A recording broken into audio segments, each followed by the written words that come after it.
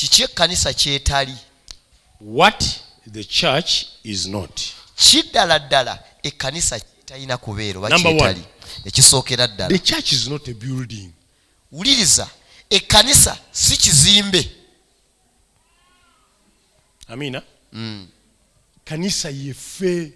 The church it Era is bagamba nti us. kanisa y'ekitintale yeffe abantu. Once they say the church of Kitintale, it is us, the members or the people. Hallelujah. Ekirala. The church is not a denomination.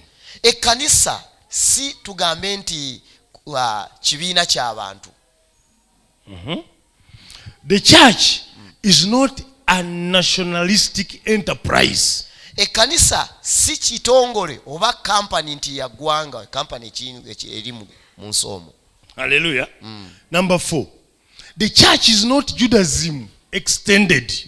Ekkanisa si ddiini eri ya Judaism nti yeeyongeddeko oba egaziye. Si byebyo. Nedda si ekyo. The church is not the kingdom of God. Ekkanisa ate era si bwe bwakabaka bwa Katonda. The kingdom of God represent the whole universe. Obwakabaka bwa Katonda bukiikirira ensi yonna. Hallelujah. Kugamba ekkanisa ky'olina okumanya buluganda si bintu by'olaba nti ate no simanyi wali biki. Kanisa yegwe kennyini. The church is not about the buildings, not about the decoration we see around. A church is a person. Lwaki tuga nti kanisa si kizimbe, kanisa si kiki? What do we say that the church is not a building? You must be that you a person. Kanisa. The church. Oyina woogwa. You have membership. You have an address somewhere. Toli kyetwala. You are not there for yourself. Toli kizimbe. You are not a building. Toli nti nzikiriza eri awo. It is not a denomination or a belief. Kitegeeza olina okubaako w'obeera. What does it mean? You must be having an address somewhere. Hallelujah. What is a church? Ekkanisa kye ki? The church is the will of God. Ekkanisa kwe kwagala kwa Katonda. Kinobe. Yes, oli kwagala kwa Katonda. I am the will of God. Sister ali awo oli kwagala kwa Katonda. Sis who's there, you are the will musajja of gwe ali God. awo oli kwagala kwa Katonda. Ivan who's there, you are the will of God. Konera ku muliraano omugambe you are a will of God. Gamba neighbor oli kwagala kwa Katonda. So kitegeero olwaleero nti ekkanisa si kizimbe. Get to know it today that the church is not a building. Kino ekizimbe naye bakimenyawo tusigala tuli kanisa. Even when they break this building, we stay the church. Amina. Musumba setu bakunyumiza ku history wa mu Google the time. When Amini yayiganye kanisa. tells you of Google the time, baba wira tebalekayo kusaba. by the time they burned the born against they stayed on praying because it was not shut down. Baggalawo bizimbe. They just looked up buildings. Are we together? Gwoli kanisa.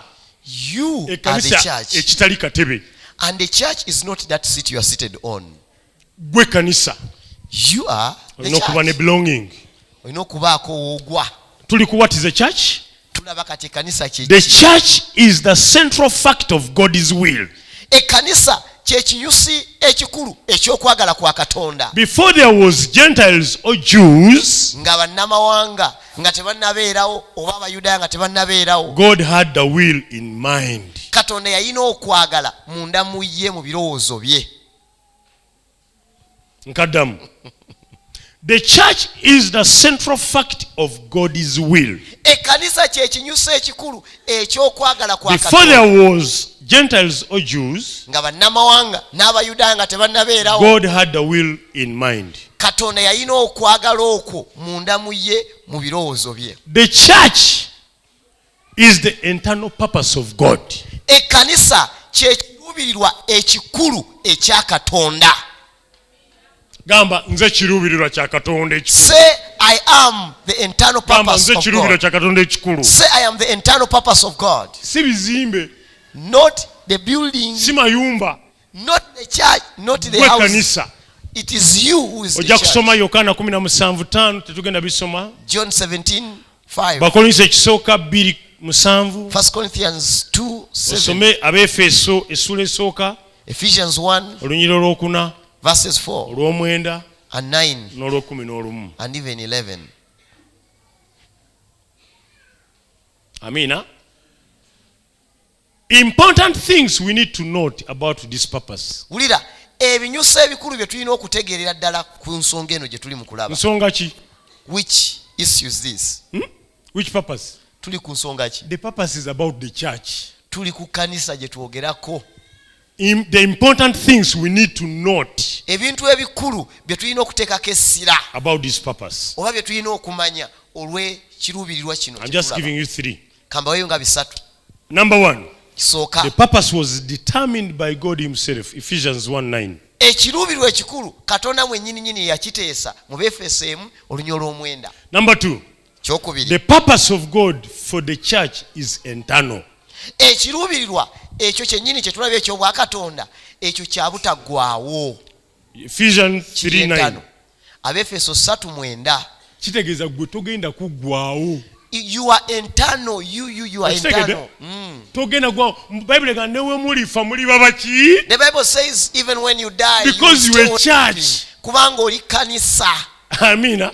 Amen. God purchased you Mukama for a purpose for you to be internal. Olw'ekiruubirirwa gw'osobola okubeera mu butaggwaawo. N'akasembayo kenkuwa. The last one I'm giving you. The purpose of God ekiruubirirwa kya Katonda was hidden in Old Testament times. Kyali kikwekeddwa mu biseera eby'endagaano enkadde. Ephesians 3:5. Abefeso 3:5. Hallelujah. Amen. Kale wandiika membership in the church. Katugenze ku butuuze bwennyini, obutuuze bwennyini mu kanisa ate. Abooluganda. Ng'ekkanisa. As a church, olina okimanya nti weetaaga okubeera n'obutuuze. You must know that you have to be with membership. In fact, kino sikiwulirako nawulirako wano olumu yali musumba yava mu Bungereza eyo. There's a pastor who came from UK. Yali mukyala Bishop Wood. The wife of Bishop Wood. Yakonako ku nsonga ya membership lumu. She one time preached here about membership here. Weetaaga okuba ne membership. She said you have to be with membership. membership. Olina okuba n'obutuuze. This is not a market. Kano si katale ka mubuulo. The reason why we gather, ensonga lwaki tukuŋŋaana, we are the same. Ffe tuli kyekimu. Hallelujah. Tulowooza kyekimu. We think the same. Tukkiriza mu kyekimu. We believe in the same Tusuubira thing. okubeera kyekimu. We expect to be the same. Kitegeeza buli kye tukola tulina okukikolera bumu. Whatever we do, we should do it in unity. Twateekawo zizooni. That's why we put zones. Families. We put them to be families in us. Okubanga obuweereza butuuka mangu ku muntu. That ministry can reach out so fast to any person. Naye abamu beewandiisa mu zizoonizi. Others registered in zones. Balekayo mannya. They just left their names. They are nowhere to be seen. Tebakuŋŋaana. They don't gather when they are called. They don't know what is going on. Wafuna ekizibu n'ajja. When they get a problem, they come. Naganze mba mu zooni ya Filipu. Somebody comes, I am in Matthew. Bagenda omunoonya nti naye ng'omutalabika. When they look at somebody, kituufu member ya mwali. It is true is a member is in. Member kitegeeza. Membership means okubanga muli bumu. You must be in unity. You must relate together.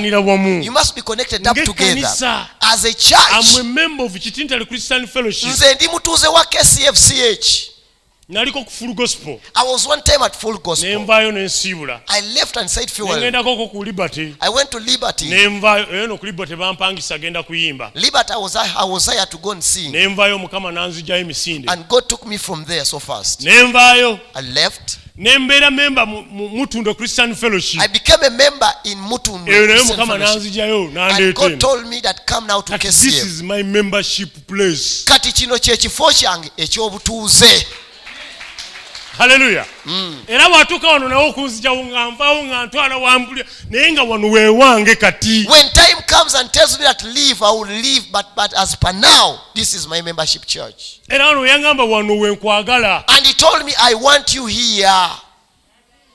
Chovola basitangatanga. You don't see me here, there, kakubiddewa. No. Tugenda kwogera ku membership katini. We are going to speak about membership. Omanyi kiringanga wetunabeeranga taata wange ye musumba Setuba. It's like, let's say my father is Musumba Setuba. Tubeera mu kifo omanyi waliwo families ezibeera mu bitundu nga bye bimu.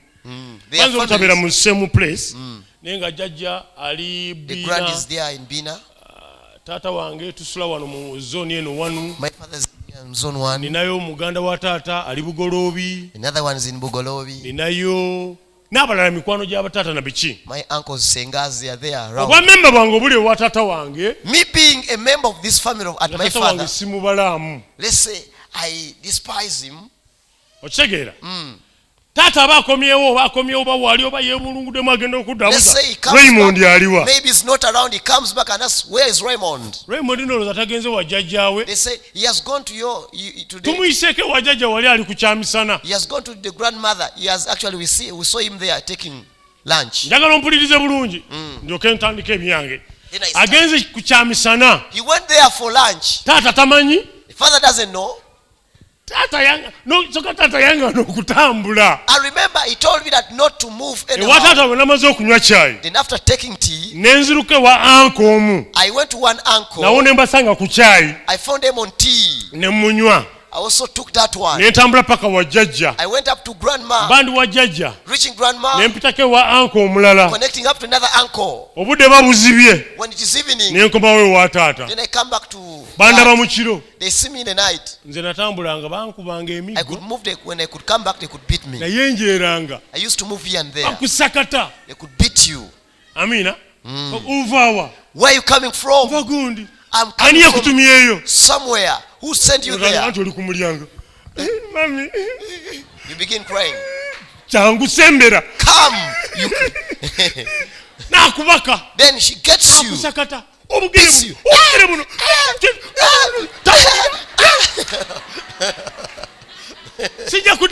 I'll not go back. I'll not go back. I'll not go back.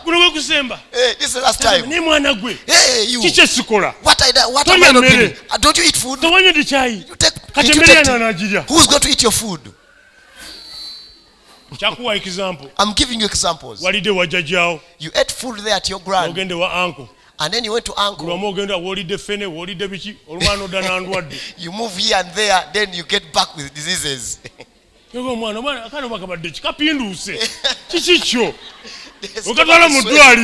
you go to the hospital. I wanted to listen. Then when you take the child to the hospital, now the doctor begins to ask, hey, my father, sir, is he on diet well? He's on diet. Which food do you give him? But the moment that you have checked him, jackfruit senior, we are seeing some katogo, we are seeing also molokoni.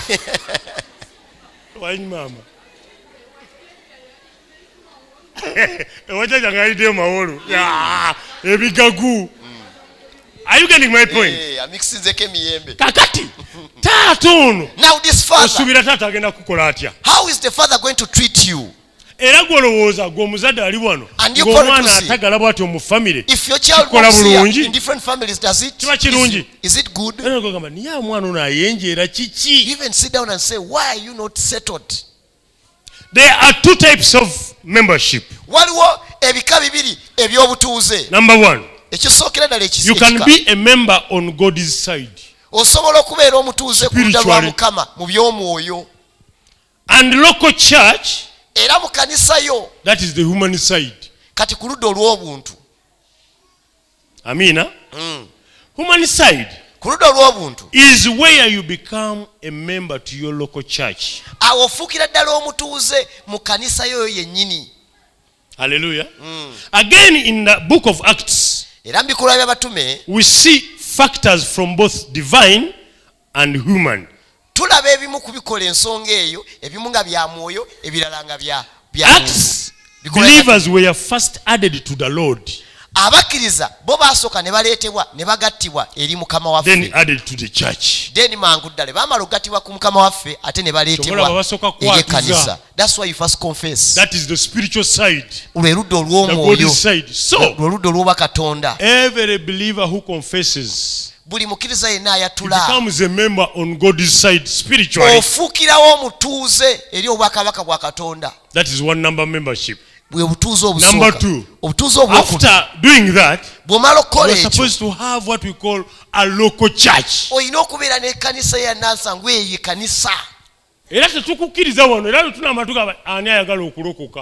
we say who wants to get saved, You're within us. naye oli mukyamu kufe. But you may be a wrong person. Tonafuuka mwana wa Katonda, tonafuuka member wa Katonda. You have not yet become the child of God. Era bwe tumala okwatuza, after confessing, tubeereyo mu makubo nga tubulira enjiri. As we go for door to door to preach the gospel, we tell people, noonya ekkanisa. Look out for a good church. Kitegeeza, noonya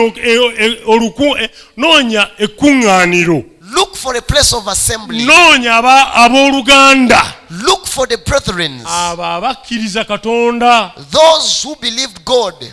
Ofuke a member locally. You become a mutuuze mweye kanisa.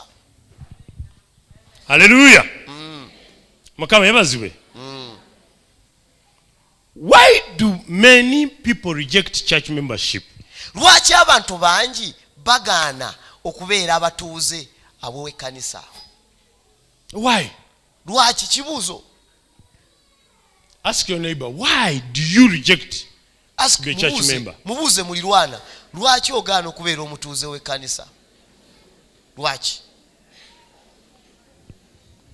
Number one, ekisooka, they don't believe it's scripture. Tebakkirizangako n'omulundi n'ogumu nti kyawandiikibwa kiri mu byawandiikibwa. That is why I have connected you from where the church started from. Let the Spirit of the Lord reveal it to you. You can be a member. Abamu you don't know, you are just ignorant. Number two, to be a member. They fear of being hurt. Bayina okutya okw'okuba nti bagenda kukosebwa. Ezekiel 34 from verses 1. Tujabuka olusooka. They fear. Bayina okutya. Era oli agamba nze mpiseko buyisi wano. Somebody says, oliwa church ki? Newogomyeko. I'm just connecting up there. Nze ngenda omanyi olusi ngendako wali wano. Which church do you belong to? Tamanyi waagwa. I go to this church, I go to the other church, I move around. Ezekiel 34 from verses 1 tujabuka mu katini awo. Ezekiel 34 olunyiri olusooka. Ugambye they fear of being hurt. Bayina okutya nti bagenda kukosebwa. Awo ekigambo kya Mukama ne kinjijira nga kyogera nti omwana w'omuntu balagulireko abasumba ba Isirayiri. Olagule obagambe ogambe abasumba nti bw'ati bw'ayogera Mukama Katonda nti zibasanze abasumba ba Isirayiri abeeriisa bokka. Abasumba tebandiriisiza ndiga. Muli amasavu ne mwambala ebyoya ne mutta ebyassava naye ne mutaliisa ndiga. Owulira, why do they fear? Lwaki balina okutya? Bagudde mu basumba abakyamu. They have landed in wrong shepherds. Zibasanze abasumba. Woe to them. Amina. Abalya ku baana b'endiga. Those who eat but they don't feed. Kati abamu ye fear. That is the fear. Okutya kwe balina. Abamu n'okuyingira ekkanisa balaba ng'ayingiragira. Others come when they are. Nomanya ekikuleetera ebyo. Am I in the right place? Ebizibu by'ogenda ng'ofuna nga toteredde. Those are the problems you get if you are not settled. That's why you don't have membership anywhere. Some, tugenze ku number 3. Some don't have a submissive spirit. Abala tebalina mutima gwa kukakana gwa kugonda. That's why you're not a member. Yensonga lwaki toli mutuuze. Nsabirako emabega goodwill awo. Others, omanyina noonya awali okumpimpi. I look for a church which is near. So wengira awaawo ali awo musumba omusajja muwanvu kamya. I just go to the church of a tall pastor called Pastor Kamya. Assistant ali awo kisajja kya lubuto lunene. The assistant actually is a fat man. Abamu kye bakola era ne butabera submissive. If you're not submissive, yasindika wano omwana. Somebody send me a child. Omwana yatuukira ku nze mwennyini. A child reached on me. Kali kalenza kama favors bese. Praise the Lord. Mami abadde ansindise. Mami had said genda be pastor ne mbusira ba pastor w'olubuto. I see the pastor but I don't go to the pastor with the big stomach.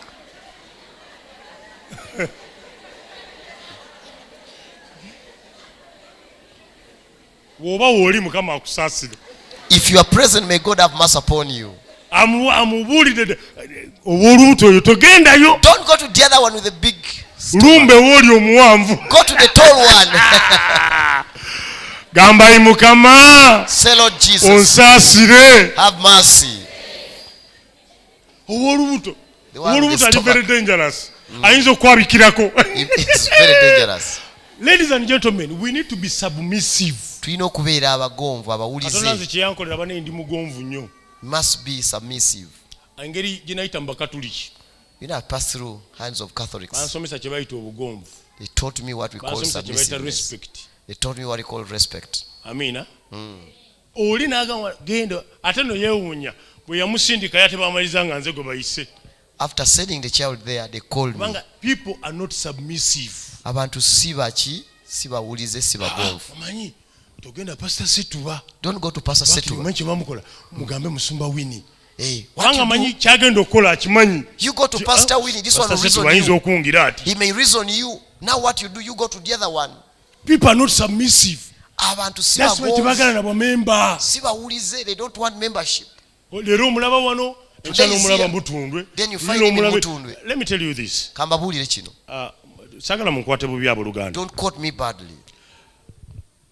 Nze ndi mwana we Mutundwe. I'm a born of Mutundwe. Era namalayo emyaka miyitirivu. I spent there many years. Era nze ndi wa munda na bwenti. Abeba n'abasumba baffe. We are in the inner circle. Naye Katonda bwe yanzijaayo. When God told me leave, sisobola kujeemera Mukama. I cannot say no to God. Amina. Era twogeraganya ne musumba Tomu ne baani. We speak, we communicate. Katonda alina instructions yanteekako. I was given instructions. Remember Katonda oli alina okusooka. It is God first.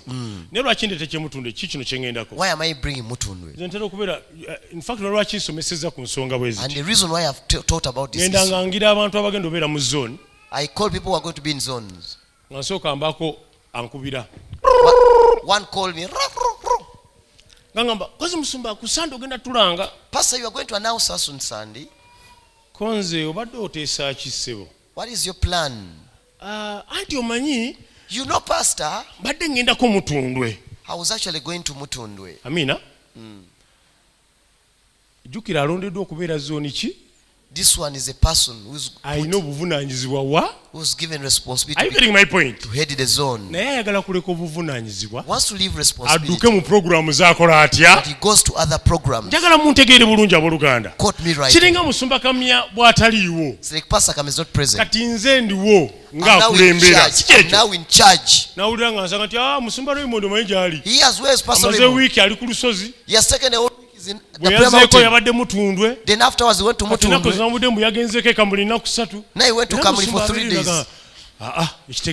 What pastor does is this is the wrong character. You have to know where you're belonging first. You have to know where is your butuze. Where is your membership? Are you getting my point? Lumu yali muzeito mu alina we yali ampita ngende program emu ku church. Pastor Tom called me for the program. I told him that the day you are telling me. It was a Tuesday. Wali wakubiri. Muga musumba. Pastor. Tuesday sisobola. I cannot manage Tuesday. Tuesday ku church tubera mbaweereza. I am in church. Tuesday tubera mbaweereza. Tuesday for ministers. Bandi awulala musumba Sekisaka. Another time Pastor Sekisaka. Nangamba bano jotuwero baba jita combat bichi. Combat night. Era yanduza ya lwakubiri. Generally. Mugamba Tuesday sisobola. The Tuesday I cannot manage. I have my belonging here. Butuze wano. Here first. Wano we wasoka. Njoke ngende mbirala. We are looking at membership now. Tulaba obutuze chechi. Where are you supposed to be a member? Wawe nyini woyina okubeera omutuuze. Chibuzo. Katonda ajja isaka ebibye nga temumbiraba. Some of you will miss your opportunities. Where God expects you.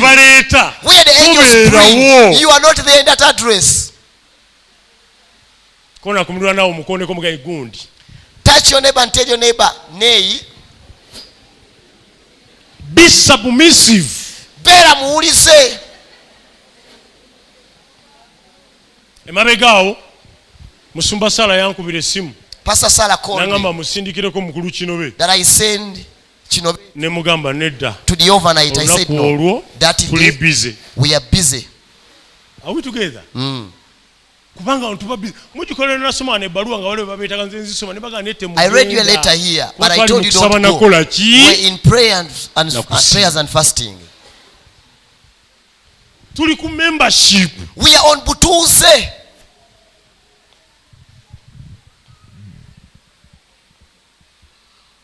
Amina. Konera kumulirwa nao. Touch your neighbor.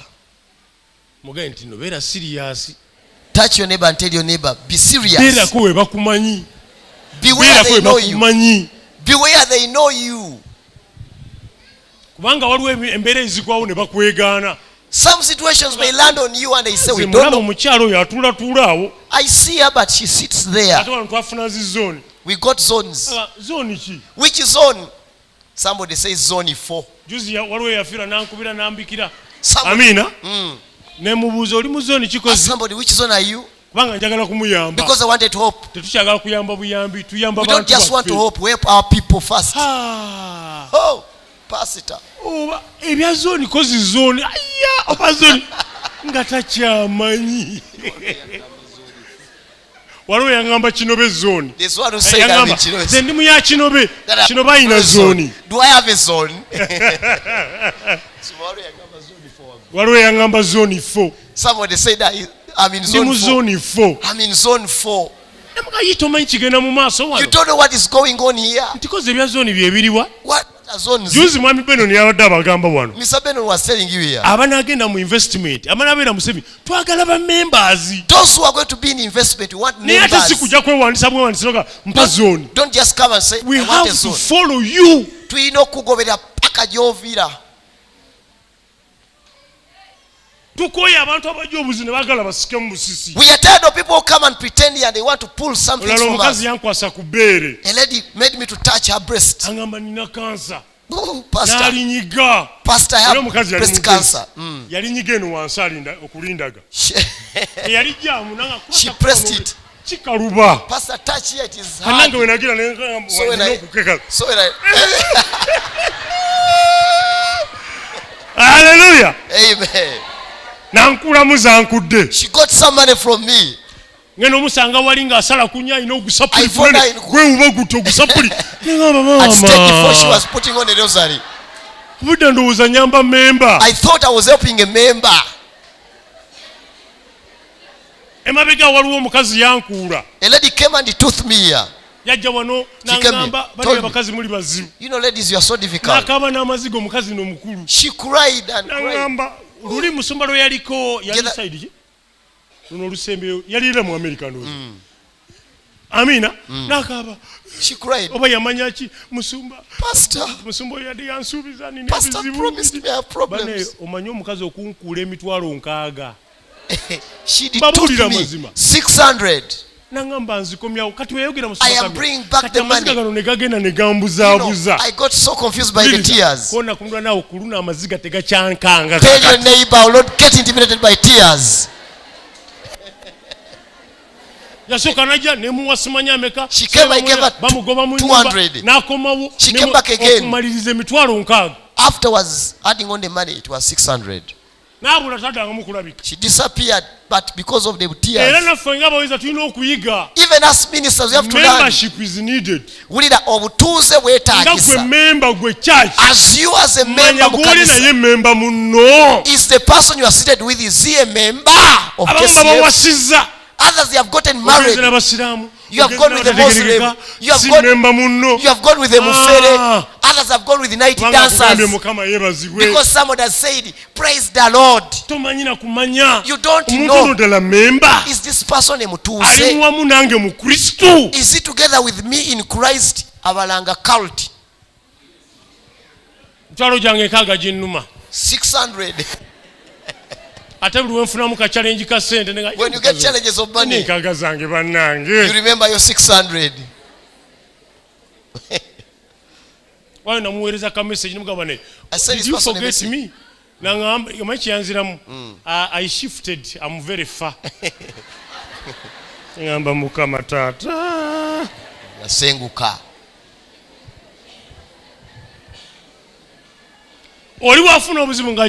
If somebody gets a problem, comes.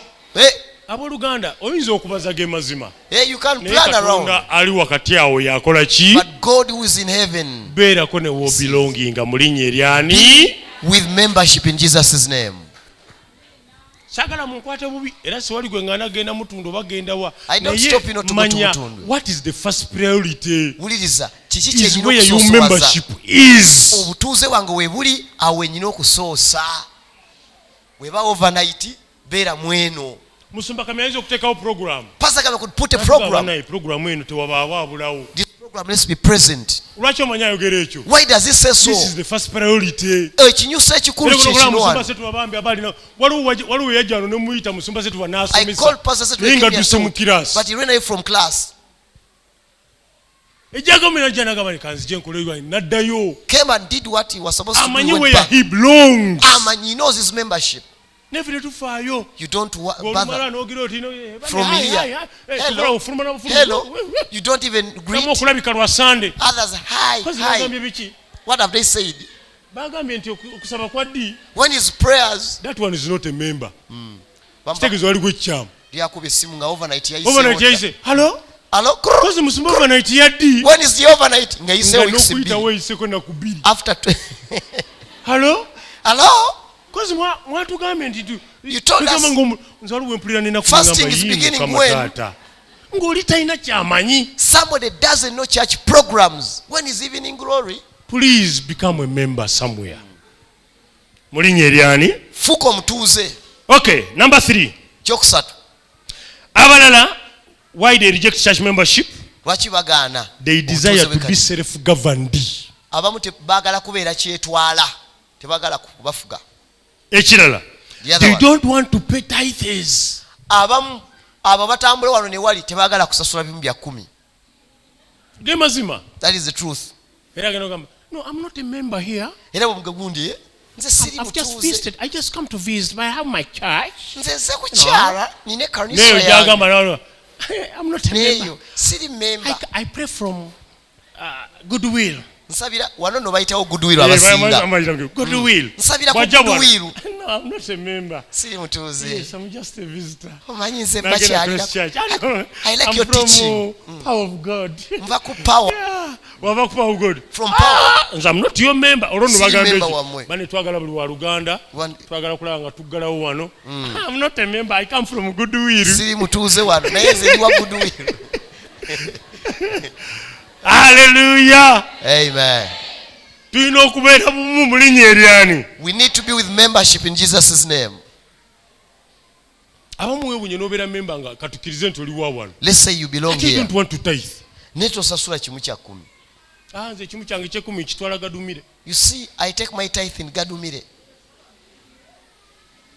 And you are a member here. Amina. Muchala wange muchala. My wife. Sijja kukola nviiri. Waliwo omukyala wali gwe nalabi gwe mbanze nkola enviiri. There's a lady I saw. Let me. Omanyi ekisesa. Mukazi ayinza okuleka naloza Mukama yagambye. She could say maybe God told you. Akukola n'oguddako. The other time. Mwami enviiri. Hey. Nze nasalawo okukola ba neighbor. For me I work on neighbors.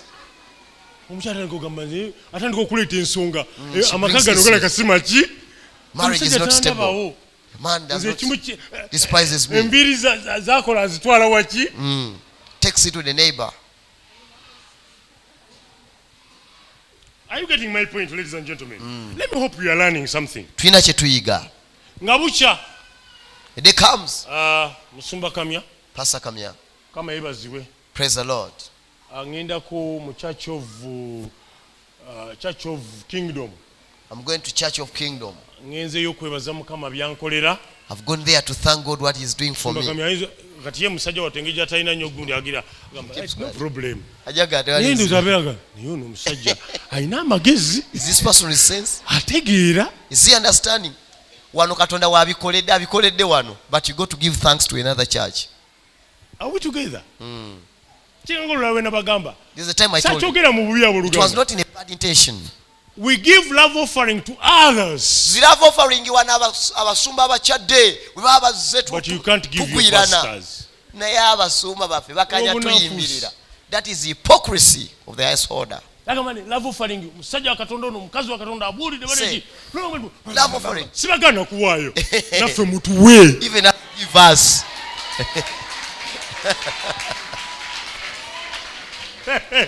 Mwembabulira waliwo atajja bibagamba bino. Others will not tell you this. Fact batandika n'okujja nga tebana banagisaba. Nabagamba olwanakyalo w'omukyalo omu ekirungi Mukama yamuyita ataliiwo. I visited somewhere. Nansanyukira. She nafumba. She prepared me. Kituufu fumbira omusumba. She knelt down and prepared some good food. Ategese. Prepared. Banatera okuvaayo. I was about to leave. Aguza amagi tray 2. She bought some 2 trays of eggs. She did everything. And suddenly the husband came. I knew the husband. He came back. I was about to leave. When I came, she ran. She knelt down. She bought things. When the husband came, omukulu yajja n'oluveera. Pastor, you're welcome. Please forgive me, I've delayed. The man got into the bedroom. I told him, can't you welcome your husband? Come, Pastor, for us we are used. Is that discipline? Eyo mpisa. Empisa ogiraga balala naye omukulu ow'owakato gimulaga. Honey. Mubisi gwa njuki. Put it there. Amajimba bulira saga twala. I did not take the eggs. Era namugamba nedda kintu kikyamu ne Mukama ajja kunyiiga. I said even God will get annoyed. You give me. You kneel down. Musajja omala kati amaji ago musiikire nga yejjaliye. You prepare those eggs for your husband. Babulira mazima. Obubunafuusi. That is hypocrisy. Fukamirira abasumba naye omukulu ewakato omufukamirira. Love offering. When they say love offering, when Mami Doreen comes, sibasumbusa. Amina. Batinga twebe twakimanyira ddala. We would be used of that. Our pastors really. Tubagale. Let's love them. Twesonda bafunayo. When we put it together, they get something. Hello, bring money here. If somebody comes, the ones of millions, the ones of 200, the ones of 500, when Pastor Raymond says, twagala fani. Once they speak of funds, gamba amina. Amen. Why don't they want to be members? They have been stolen and robbed. N'abalala, they don't want to be collected. Bangambako bati. Why they tell me? One phone me there. I don't know, maybe you are not this person. Came out from me there. Cried. Told me I should. I was going to bring my tithe here, but I'm going to take it back. Went and ate the tithe. Showed me. That is indiscipline. This is the tithe. But I'm taking it back. Put it in the bag. And went and go.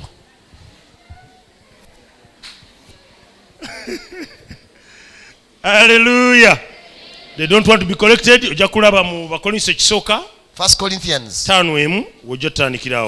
Those ones who don't want to be collected. Then some don't want to be responsible and accountable.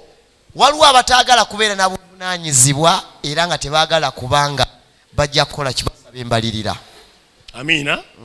Embeera webe kulimu mugambe Mukama nyambo oginzijemu. So if you don't want accountability and responsibility, tell God to deliver you from that. Katumalirize with some blessings you get when you are a member. Let's finish with emikisa gyofuna ng'oli mutuuze. When you are a member, number one, bw'obeera omutuuze w'ekkanisa, it offers security in the family of God. Wuliriza, obeerako obukuumi obw'okubeera mu family ya Katonda. Number two, ekyokubiri, fellowship is a sense of belonging. Okussa ekimu, wuliriza, ndowooza oba ntegeera, etegeeza nti olina woogwa. Number three, ekyokusatu, protection from wolves. Obukuumi okuva ku misege egyo egitwetoolodde. Number four, ekyokuna, spiritual food emmere ey'omwoyo and nourishment of the spirit. N'okkuzibwa obulungi okw'omwoyo, olya emmere entuufu ey'omwoyo. sikulya buli kimu n'olya fene n'olya biki n'olya biki. Don't eat anywhere. Abantu ina muno obuzibu bw'Oluganda. You go to false prophets, you eat. You go anywhere. Abantu bakukansolinga abantu nga abasumba nga 10. So many of you are cancelled by around 100 pastors. This one tells you this. The other one tells you this. The other one tells you have to. The other one tells you to like this. Others tell you sleep like this. N'obeerawo ng'olya buli kisanga kafankunai. All sorts of food. Kubanga you don't have a belonging. Toina wogwa. Wadde owuliriza nnyo abasumba bo. Be so much attentive to listen to pastors. Number 5. Kyokutaano. Discipline and correction. Ulira empisa n'okugololwa. Number 6. Namba 6. Ministry of life. Healing of the body. Ministry of life. Okuweereza kw'obulamu. Healing of the body. N'okuwonyezebwa kw'omubiri. James chapter 5 verses 14. Yakobo 5:14. 7. You can partake communion table. Osobola okusembera ku mmeeza entukuvu. Amina. Number 8. Love, care and concern in practical way by the rest of the body. Okwagala, okufaayo. Nsoma nakalaki? Love, care and concern n'okufaako in practical way nenga bino biteekeddwa by the rest of the body. Biteekeddwa mu buliwo. Ephesians 4 verses 9 to 16. Abefeso 4. Uliriza kamba weke example. Let me give you an example. Joto abadeko wano mu meeting. We here in the meeting. Nga meeting ene lichi. What was the main purpose of this? Baffe abagendo gatibwa ku Saturday. We have our couples who are going to get wedded on Saturday. Their things are not okay. I'd want to carry it on. The man said, please, Pastor. You know they are sanctifying their marriage. I told them, I stopped them for a full month. They should be new to each other. Amen. The man says that the 30 days are so many. Kakatwade wano nga twegeyamu ebintu tebinaterera buli omu tubuuza kino mmere ebiki netwegeyamu omanyi kubanga we are members. You know we sat and talked here and there. Kinobe mukulu nkunda mwami njawuzi mwami Eddie. We're around 5 of us there. We sat down and planned. We agreed. Abagole tebamanyi kati bakiwulira nakati wano nga they don't even know it. We sat yesterday. I'm on that issue. Belonging. A love. Care and comfort. We drove. We went to a certain hotel that we planned for them. In their means, out of their money. That they make a small wedding, but actually that wedding in their means. As we were going, Mr. Gesa will say, surely, God is so great. They don't even know. I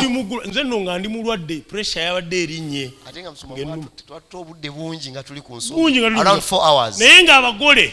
Deus and Anna, they didn't even know anything. The reason is they are our members. We went to the certain hotel with the pastor. Reached there. Meeting in Etula. They allowed us, you know, the couples come and make their wedding there.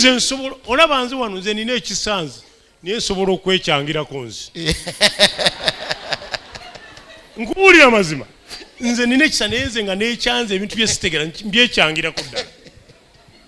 So let us have that belonging. Katubeereko n'obutuuze mu linnya erya Mukama waffe ani. In Jesus name. Mbadde kugamba nga tumazaawo akanamba 9 ndowooza. Around number 9 there. The blessings you get when you are a member. Emikisa gy'ofuna ng'oli mutuuze. By supporting the church through tithes and offering. You ofuna okikukakatako okubanga owagira ekkanisa okuyita mu kusaso ekimu eky'ekumi n'ekiweebwayo. You open doors for your blessing. Kiba kikuggulirawo enzigi egireeta emikisa gyo.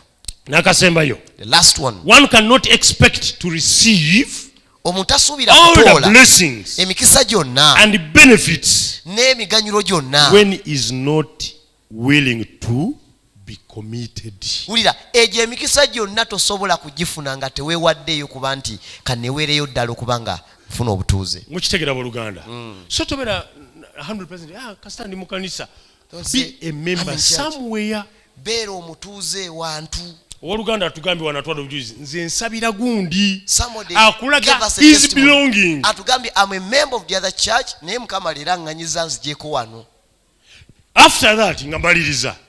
As I'm concluding, member somewhere. If a member somewhere, better active.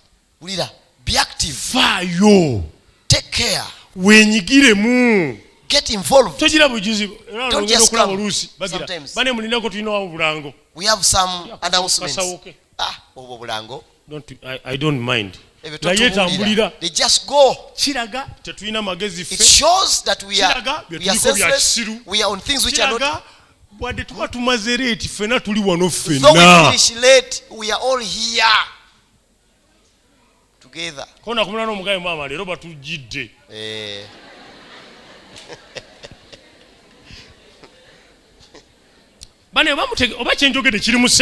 Yes. Don't even take care. Why twali esironko? When Sironko. Aboluganda nga bonna abasajja bali mu kuzimba tuli awo. Men were building. Bamaze okwambala obugato babusiize. They are actually put on their shoes. Manyi misumba tulina okudde waka. Ani atayina waka? We are supposed to go back home. Tumaze almost which number families have visited me. Ani atayina family? Who doesn't have waka? Who doesn't have home? So let us be one. To be home. Umubiri gwa Kristo Yesu. In the body of Christ Jesus. Mulinnya eryani? In Jesus' name. Aboluganda oyinza okuba nga toli member wa wano naye wonna woolibeera me. You could be not a member here but wherever you are. Era tetugaana kutukyalirako katonda sookulungamya manya wooli member mulinnya eryani? Nowhere you to be a member in Jesus' name. Amina. Amen. Abantu ebogenda mu ngalo ekiguddewo n'ogulula ogenda okutuukayo nga bakudisappointinga bakugaba naye leero nange lujja kunzigwa. Abaluganda, let us be members of a church. Let's be abatuuze bennyini ab'ekkanisa. Mulinnya erya Mukama waffe ani? In Jesus' name. Yesu. Waliwo ategedde kye ŋŋamba? Is there someone understanding what I'm saying? Katonda akuyambe. Let God help you. Tomala gakola bintu. Don't just do things. Abasumba bwe baako by'obategeeza. Inform your pastors before you do anything. Don't be there for yourself only. Amina. Amen. Bwe bagamba togenda. Once they tell you don't go, please waliwo ensonga lwaki bagaanye. There is a reason why they are saying don't go. Yagala nnyo okukorekitinga.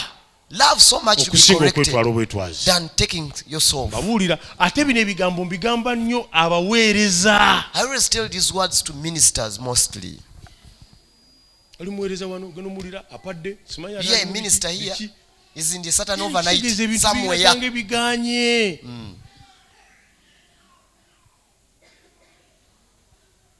Amina. Amen. Have I given you a message? Mbawadde obubaka. Membership in the church obutuuze mu kanisa is very important. Mukulu nnyo nnyini ddala. Mukama yeebazibwe banyabani bassebo abatulaba era abatera okutugoberera nti Katonda waffe mulungi nnyo olunaku lwa leero atulidde ekigambo ekyogera ku bwammemba. Oluzungu lwaki Oluganda lwafuuka oluzungu nti obwammemba naye ng'ekkanisa tuze tulaba ebyawandiikibwa ne tulaba abayigiriza we baabeera kanisa bwe yatandikira mu mikono by'abatume nti abooluganda buli mulokola ndaba wano ku mutimbagano guno olina okubaako newosimuka olina okubaako nekkanisa yo olina okubaako awo awali abakuvunanyizibwako kuba n'otabeera kyetwala n'otabeera muntu atayayo obutayaaya atambula eno n'eri waliwo ekyandikwa kiri mu Yeremiya.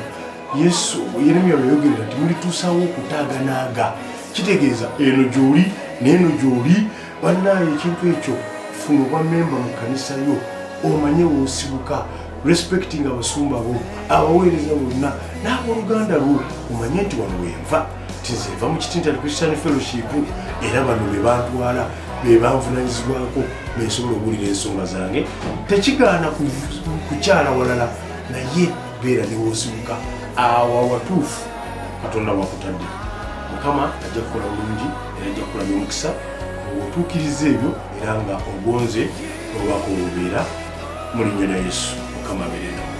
Amen.